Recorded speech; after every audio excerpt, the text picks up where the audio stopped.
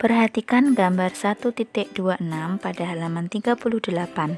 Gelas kaca pecah ketika Raya menuangkan air panas ke dalam gelas. Benda dapat mengalami perubahan jika diberi panas. Perubahan benda dapat terjadi karena mengalami pemuaian. Pemuaian adalah berubahnya ukuran suatu benda meliputi panjang, lebar, luas, atau perubahan volume yang disebabkan oleh pengaruh suhu. Berikut beberapa contoh peristiwa pemuaian benda akibat perubahan suhu. Termometer. Di dalam termometer terdapat suatu zat cair, biasanya berisi air raksa atau alkohol yang tersimpan dalam pipa kapiler. Zat cair dapat mengalami pemuaian. Cara kerja termometer berdasarkan sifat pemuaian zat cair tersebut. Ketika suhu meningkat, maka raksa akan mengalami pemuaian sehingga air raksa akan naik dan menunjukkan angka skala suhu saat itu. Demikian sebaliknya, ketika suhu turun, air raksa akan mengalami penyusutan. Balon udara. Pernahkah kamu naik balon udara? Cara kerja balon udara menggunakan konsep pemuaian gas. Dibandingkan zat padat dan zat cair, gas lebih mudah untuk memuai. Gas tersusun atas molekul-molekul yang bergerak bebas. Apabila dipanaskan, energi gerak molekul akan semakin besar dan tekanan gasnya juga akan lebih besar, sehingga udara yang panas akan mendesak naik ke atas, mencari udara yang lebih dingin. Pemasangan jaringan listrik atau telepon. Pemasangan kabel-kabel jaringan listrik di sepanjang jalan dilakukan dengan longgar atau kendur. Hal ini sengaja dilakukan untuk mengantisipasi memanjangnya kabel pada saat siang hari, karena kabel memuai atau menyusutnya kabel pada malam hari karena suhu udara yang turun. Jika kabel dipasang dengan kencang, maka ketika kabel memuai atau menyusut, kabel dapat putus dan mengganggu distribusi listrik. Sambungan rel kereta api.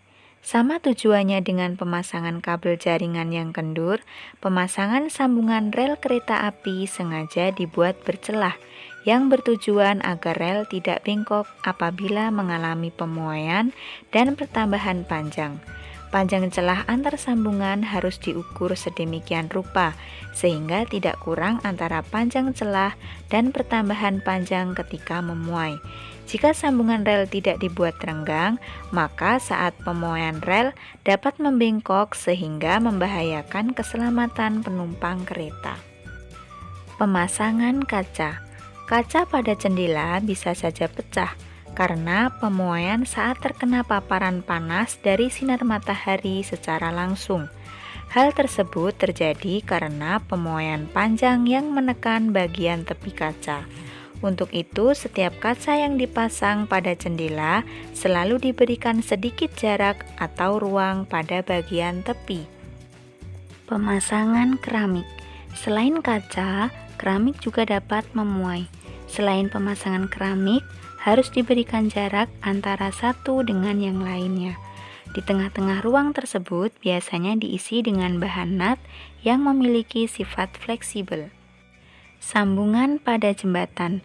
Pada jembatan yang menghubungkan jalan, di kedua ujungnya terdapat sambungan.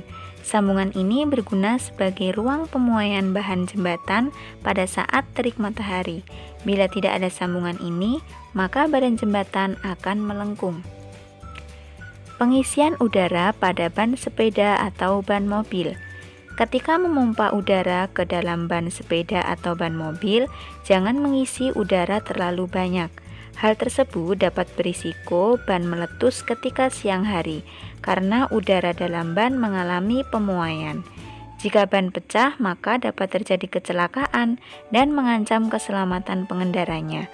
Pengisian udara yang terlalu banyak juga menyebabkan ban mengeras, sehingga tidak nyaman dikendarai. Dari beberapa contoh tersebut dapat disimpulkan, contoh pemuaian benda padat itu terjadi pada pemasangan jaringan listrik atau telepon, pada sambungan rel kereta api, pemasangan kaca, dan sambungan pada jembatan serta pemasangan keramik. Sedangkan contoh pemuaian benda cair yaitu terjadi pada alat termometer.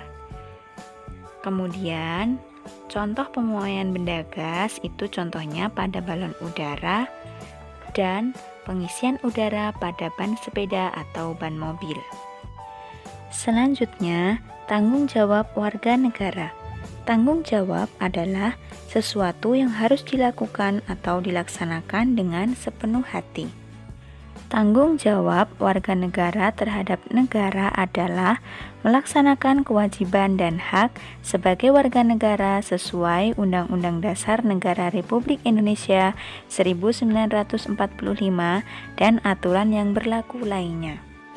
Bentuk-bentuk sikap dan perilaku warga negara yang mencerminkan perwujudan tanggung jawab terhadap negara dan bangsa yaitu sebagai berikut. 1. Memahami dan mengamalkan ideologi nasional Indonesia, yaitu Pancasila, dalam kehidupan sehari-hari, dalam berbagai bidang kehidupan seperti politik, ekonomi, sosial, budaya, dan keamanan. 2. Menjaga dan memelihara nama baik bangsa dan negara di mata dunia internasional sebagai bangsa dan negara yang merdeka, berdaulat, berperadaban, dan bermartabat. 3. Menjaga persatuan dan kesatuan bangsa dengan menghindari sikap dan perilaku yang diskriminatif. 4. Membina solidaritas sosial sebagai sesama warga negara Indonesia. 5. Meningkatkan wawasan kebangsaan agar senantiasa terbina rasa kebangsaan, paham kebangsaan, dan semangat kebangsaan pada setiap diri warga negara. Baik, untuk tugasnya adalah menulis bagian yang penting pada materi yang sudah disampaikan. Bisa disimak lewat video ataupun pada buku paket.